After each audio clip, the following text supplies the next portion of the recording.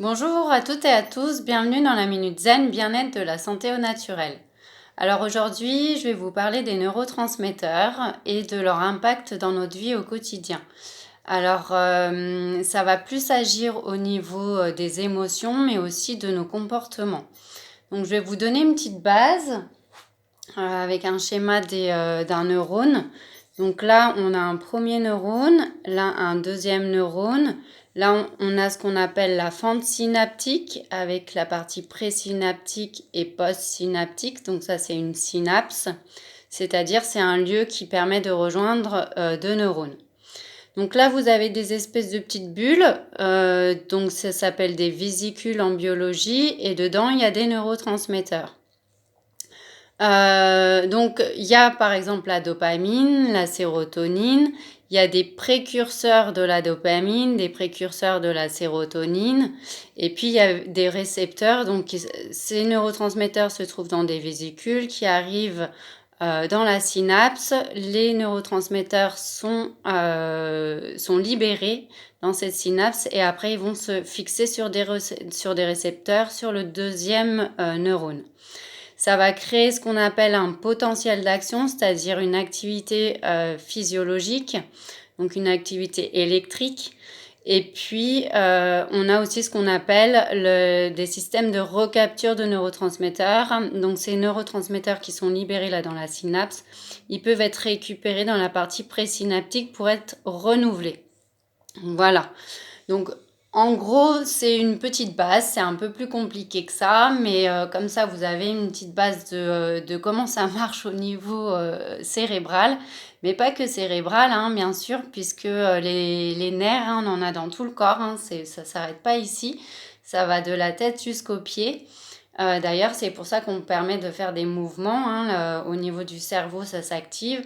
Et puis, il va y avoir tout le système nerveux qui va me permettre de faire des mouvements, qui va me permettre de parler, qui va me permettre d'avoir des émotions, d'avoir des comportements, voilà. Donc, tout se situe à ce niveau-là. Moi, ce que je voulais vous faire, c'est un petit récapitulatif des neurotransmetteurs qui sont les plus courants. Il y en a plusieurs, mais j'ai envie de m'arrêter sur 4 ou 5. Donc déjà, va y avoir le glutamate. Donc le glutamate, c'est un neurotransmetteur qui va exciter les neurones, donc qui va permettre en fait un suivi synaptique, donc de passer de l'un à l'autre. Et là, ça va permettre en fait de mettre en activité les neurones. Quand je dis exciter, ça va permettre de mettre en activité les neurones. Ensuite, vous avez là la dopamine. La dopamine, c'est vraiment le neurotransmetteur de la motivation. Si on n'est pas motivé, peut-être qu'on est un petit peu en déficit de dopamine. La sérotonine qu'on a là, la sérotonine, c'est un neurotransmetteur c'est la joie de vivre, c'est le bien-être, c'est souvent ce neurotransmetteur qui est à la base d'antidépresseurs ou d'anxiolytiques. Donc cette sérotonine, vous pouvez la sécréter de manière naturelle en faisant des activités qui vous plaisent, en ayant de la joie dans votre quotidien.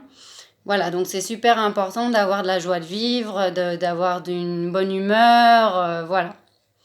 Vous avez ensuite l'adrénaline. L'adrénaline, c'est vraiment l'excitation, hein. Vous connaissez déjà un petit peu. L'adrénaline et la noradrénaline vont vraiment vous permettre d'avoir une motivation, une envie, de l'excitation pour faire les choses, les activités. Et vous avez le GABA. Alors le GABA, c'est vraiment le neurotransmetteur qui va permettre de reposer, de poser.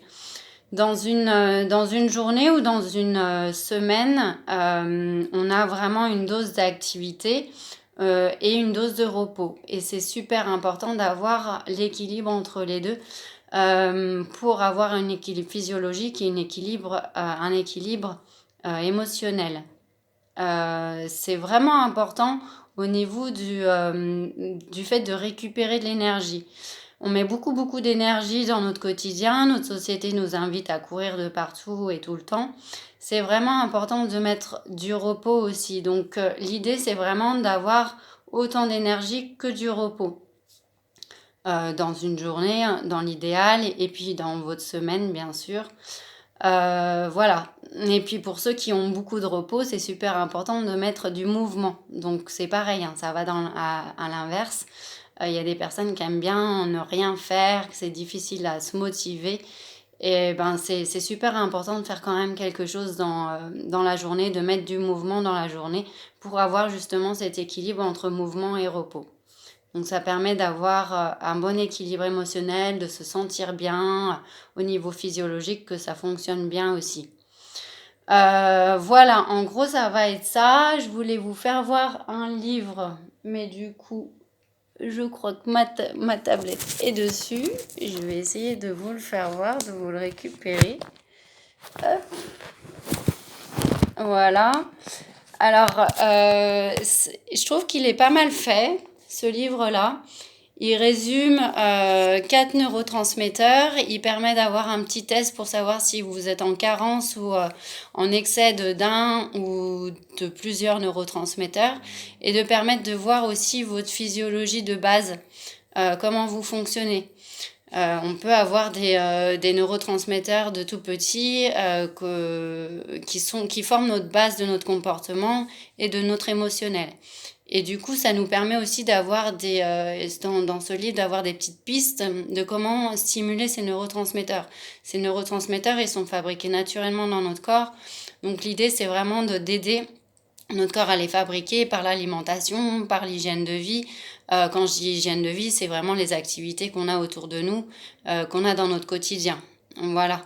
Et puis, quand on fait du sport aussi, ça sécrète des encéphalines. Donc, les encéphalines sont des molécules qui vont vous permettre d'éprouver le bien-être vraiment à l'intérieur du corps. C'est pour ça que quand on fait une heure de sport ou une séance de sport, après, on est bien. C'est ces molécules-là, c'est grâce à ces molécules qu'on se sent bien. Donc vraiment pratiquer du sport pour votre bien-être, pour la fluidité du corps, pour le physiologique, pour l'émotionnel. Voilà, c'est vraiment important. Regardez aussi dans votre alimentation pour avoir ce que j'ai appelé tout à l'heure les précurseurs des neurotransmetteurs. C'est-à-dire que, en fait, d'une molécule, vous allez à une autre molécule. Et tout ça, ça s'enchaîne par des réactions chimiques. Donc, il faut avoir cette première molécule pour arriver à la molécule au neurotransmetteur. Voilà. Et ces précurseurs, vous les trouvez dans l'alimentation, notamment beaucoup dans les légumes, les fruits, mais aussi dans les produits laitiers, la viande. Quand je dis les produits laitiers, ça va être plutôt le lait végétal, mais aussi animal. Mais attention, au lait animal, hein, c'est un petit peu toxique pour l'organisme, donc pas en prendre régulièrement. Là, je vous invite à regarder ma vidéo sur l'alimentation pour réguler tout ça.